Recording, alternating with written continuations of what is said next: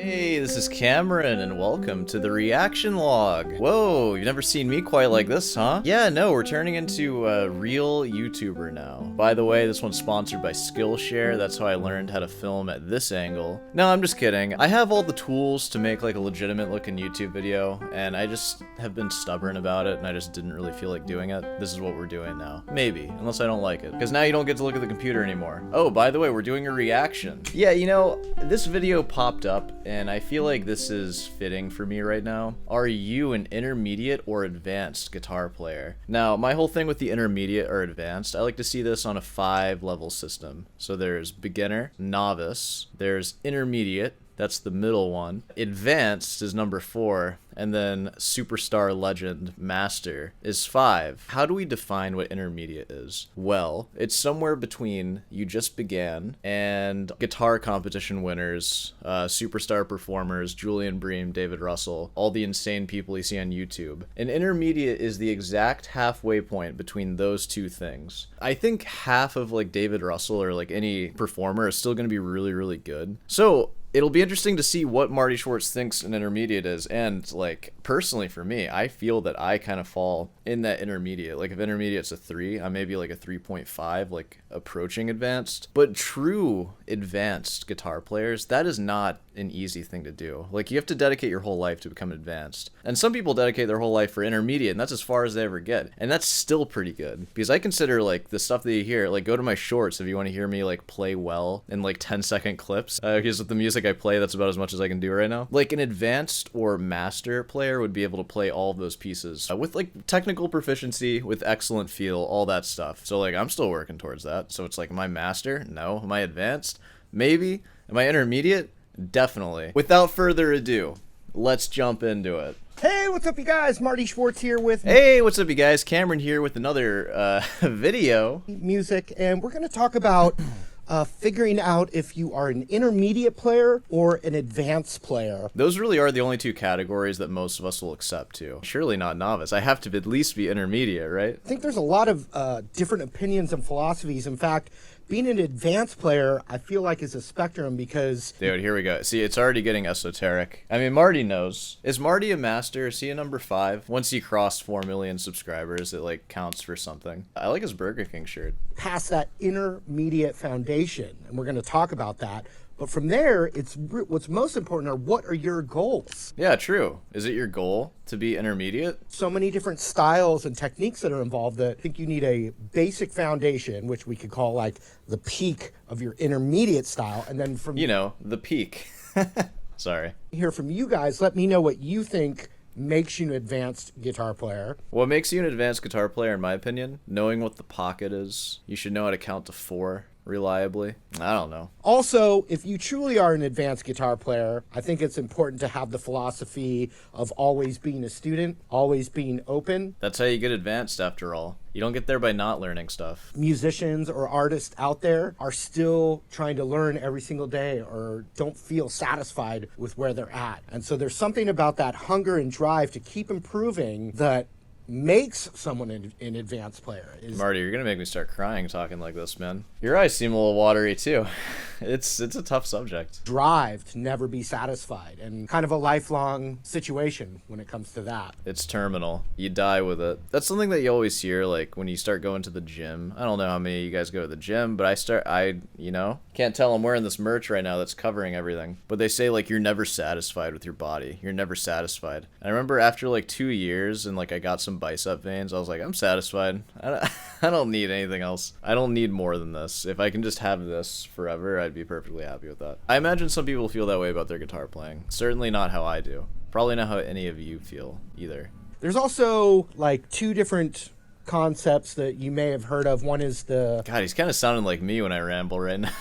He's just making stuff up. This is great. Malcolm Gladwell, I believe, talked about the 10,000 hours. Someone that's practiced something for 10,000 hours has a mastery of it. Obviously, that's like the most touted practice thing ever. Like, get your 10,000 hours. I think that's true, but unfortunately, it doesn't apply to everything you do on guitar. Like, for example, you could practice scales for 10,000 hours over 10 years, and you also need to practice arpeggios for 10,000 hours separately, for 20,000 hours total. You also need to practice, like, sight reading for 10,000 hours. You need to practice performing. 10,000 one-hour-long performances is probably what it takes to become, like, somebody who can play, like, a packed hall, like, comfortably. So yeah, the 10,000 hour thing, like, sure, that's just, like, a long time. Like, it's just a nice round number that's, like, a kind of absurd amount of time. It's, like, 8 hours a day for, like, 2.5 years or something like that. But yeah, that's probably what it takes to master, like, one thing. It definitely doesn't cover everything, though. That's my opinion on that.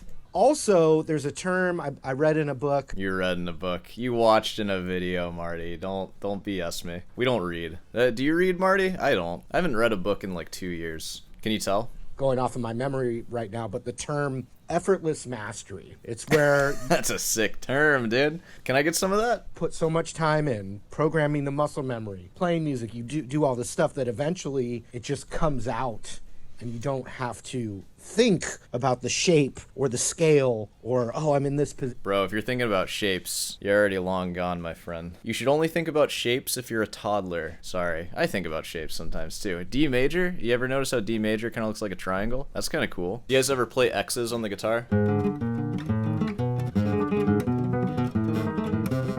Shapes.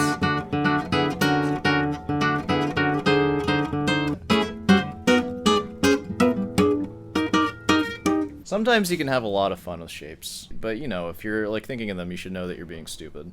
In other words, you have an effortless mastery where it just, you channel it and it comes out. Yeah, that's not how I would really describe any of that. How would I describe that exactly? I don't know. I feel like there's so much baggage with like muscle memory, because like obviously there is some degree of muscle memory that you need to rely on. I don't really like thinking of it as that though. Like it's more like you refine the movement and you train your hand to like do that movement, not automatically, because I feel like then that sort of removes like the thought behind it, but it makes it like the easiest thing to do, I guess. Like I get that muscle memory is a thing and it's like important and like we all rely on it. I feel like that's not the goal though. I think the goal is to be completely cognizant of everything that you're doing and you're making decisions and you're not relying on just like chance for anything. And I feel like the idea of muscle memory gives you this sort of like chancy thing. I don't know. I could just be making stuff up. So how are we gonna so we're 3 minutes into this video. I'm curious where this is gonna go. That's what I strive for as a quote-unquote advanced guitar player or guitarist. You don't even believe it, man. He doesn't even believe that he's advanced. I don't either, Marty. It's like, I feel like the more advanced you get, the less advanced you feel. Also, once you've made it past your beginner intermediate phase and now you only have that advanced phase, you could be a beginner advanced, right? As opposed to Steve Vai, Joe Pass, an amazing... Oh, dude, Joe Pass, heck yeah. Joe Pass is the man. Yeah, this is all solved by the 5-tier system that I proposed. Perhaps look into that, maybe?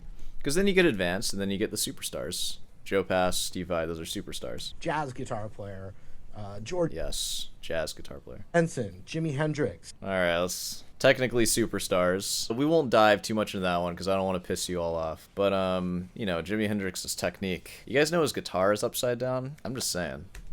Garcia is a whole nother side. It's a very diverse spectrum. In an intermediate player, we got to know all the basic open chords. That's the beginner style. You know, that's an interesting idea. Open chords being beginner style. I don't really see them as that. I feel like open chords are hard to play. I learned how to shred scales before I could actually play any open chords. Like, I probably could play them at that point, but I learned those, like, kind of late. And when I'm teaching, I usually wouldn't like teach an open chord until they can at least read like the first 4 strings like somewhat proficiently and their fingers should be able to move around. Like, especially when you're teaching kids, some kids like especially if they have like kind of a crappy guitar, they can't even play like one note. Like they can play E of course, but then like to F it's like they can't get it, and then just switching to the next note takes so long.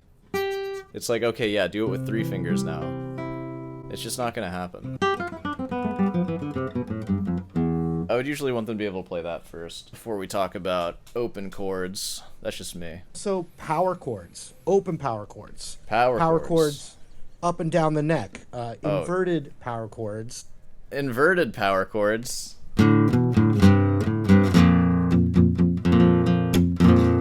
Hey, post in the comments, what's your favorite, a perfect fourth or a perfect fifth? Perfect fifth is cool. But I don't know, I think just learning rock guitar.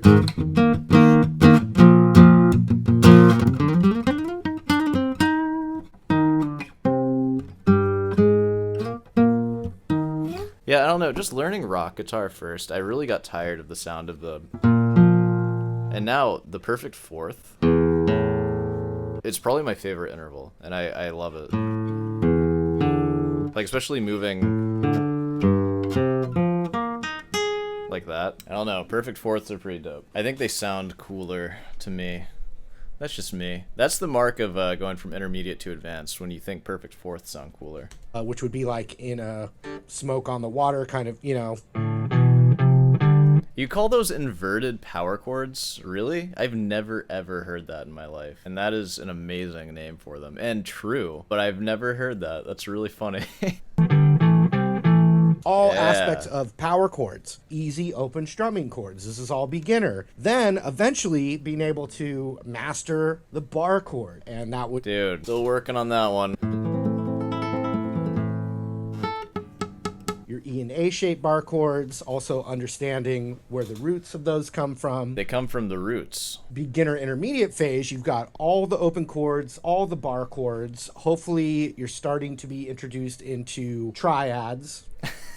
Why did you learn open chords before you knew what a triad was? At least the idea of a triad is easier and way more useful than just the vague idea of like you have one C major chord and it looks like this. And that's good for one thing, playing a C major chord. But if you learn like a C triad and like why it is what it is, as in like the formula for it or whatever, you only need to learn one major triad formula and then you know it everywhere.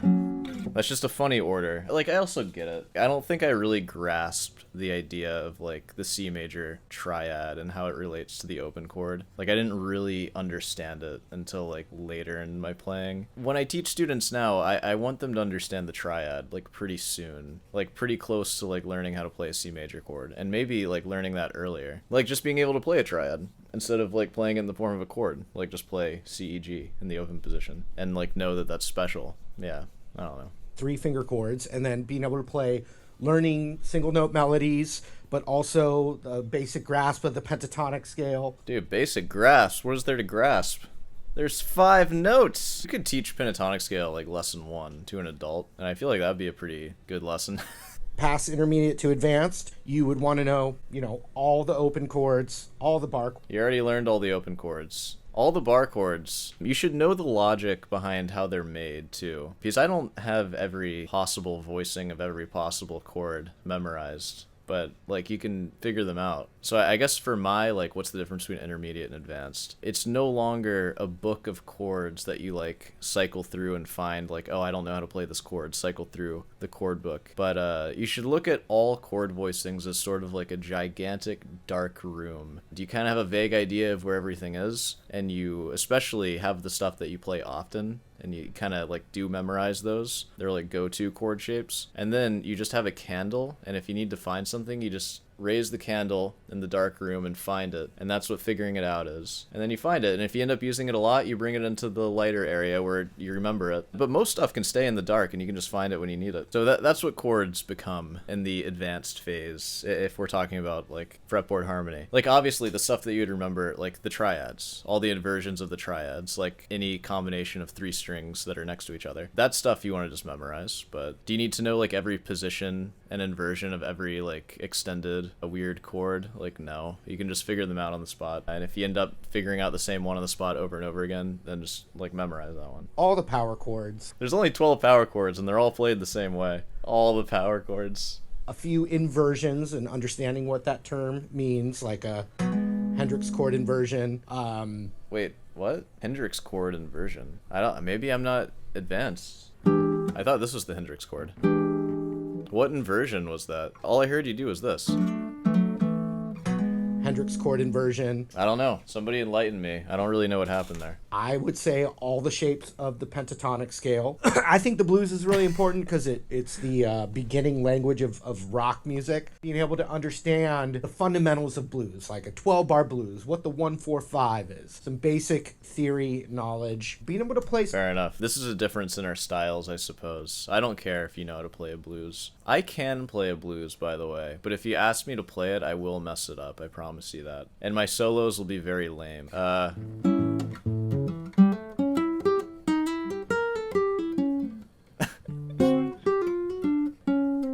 don't play blues. I'm a classical guitarist, in case this is your first video. We don't do stuff like that. Songs with enough rhythm where you're not having to think about a rhythm pattern. So that would be another thing. And then also some basic theory knowledge. So basic understanding of what the caged system means.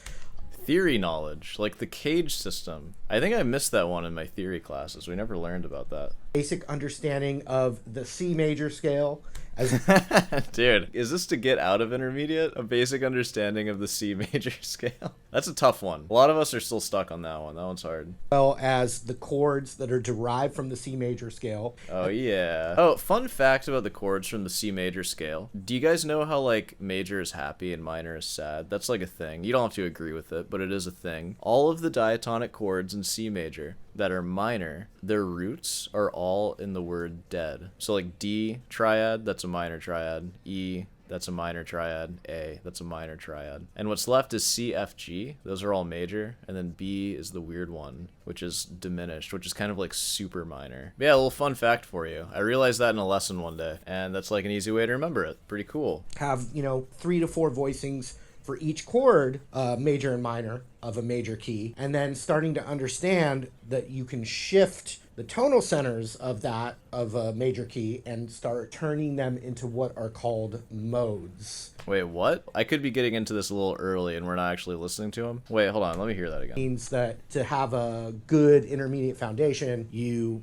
have a basic music theory understanding, but not necessarily where you could teach a music theory class. But a lot of it derives from the major scale, the chords from the major scale, and then being able to adapt what the tonal center is to have them become modes. Now, what? Change what the tonal center is to have them become modes. For some reason, we're talking about modes, which, like, is playing modally, like, that common? It's like a staple of the intermediate playing. A lot of people play in modes, or what they call modes. They're actually just playing, like, the major scale. It's just, like, they're just playing C major in, like, 5th position. And they might call that, like, Aeolian. But if you're still hearing these notes, it's still C major.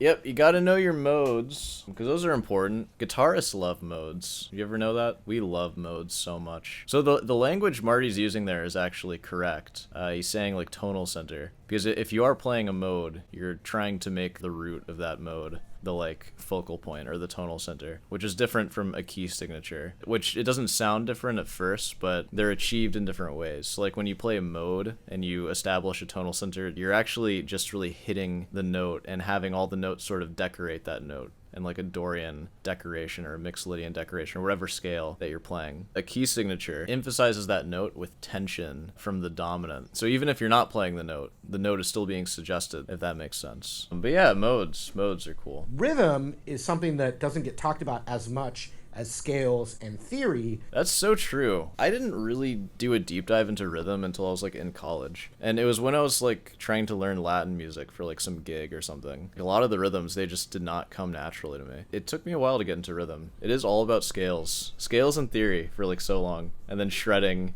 in, like, non-rhythmic, fast ways. Rhythm is key. Rhythm is everything. You should be able to play lots of tunes, right? At an advanced intermediate level.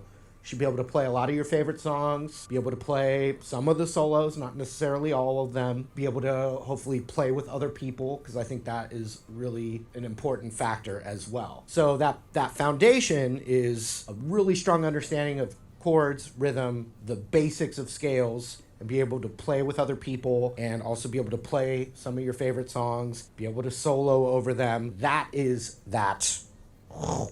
And And if I left anything out, forgive me, but please, I wanted this video to be more of a dialogue with my audience out there, so we can all kind of have a little forum here in this video and talk about how we get to what we, where we want to get. And well, that's nice. Maybe I should do the same thing. We'll wrap this one up here. So as you guys heard me say already, I already have my ideas for like what makes an intermediate, and I think maybe like the way I think about it is like extremely strict, and a lot of people would maybe be disappointed with where they fall in there, because to be intermediate I think is like a huge achievement of a lifetime for a lot of people. That's nothing to sneeze at, being an intermediate, because I just look at the music that I'm playing. I'm able to play it, but I mean there's so much more that can be done with it. Where do you go if I already say that I'm advanced? Because I believe that there is so much to be done with a lot of the music that I'm working on that it could be a difference between intermediate and like the level 5 master. So it's like, I don't know, it's hard to say. Intermediate's not that bad. Intermediate guitarists rise up. And if you're novice or beginner, that's fine too. You're not like a bad person if you're not intermediate. But, maybe practice a little more. That's what I'm trying to do. I practiced like 4 hours today. Boom. A lot of technique. You guys know I'm working on technique right now. Yeah, alright, well, let's wrap this one up. This video was a test more than anything, just to try out this new format. So, let me know if you like it. I usually don't ask for opinions, but I'll ask this one. I know you probably don't like it because it's new, but it's fine. You'll get used to it though, and this is better. It's more marketable. Turning into a real YouTuber now. Guitar lessons, I'll teach you how to play guitar. I teach classical lessons. You can look at my practice logs if you want to hear me talk about guitar and stuff. I look at the shorts if you want to hear me play for like 10 seconds, like I said. The music's really hard though, to be fair, so give me a break. What else we got? Buy some shirts, of course. Get a sweatshirt. That's what I'm wearing here. This is the Dusty sweatshirt. We got the Sore Hands Classic, all that stuff, so be sure to check that out. Comment questions, feel free to leave them. I'm pretty sure there's a members section now on my channel. There are no perks yet, other than, well, there are kind of perks. You know how I answer comment questions in the chair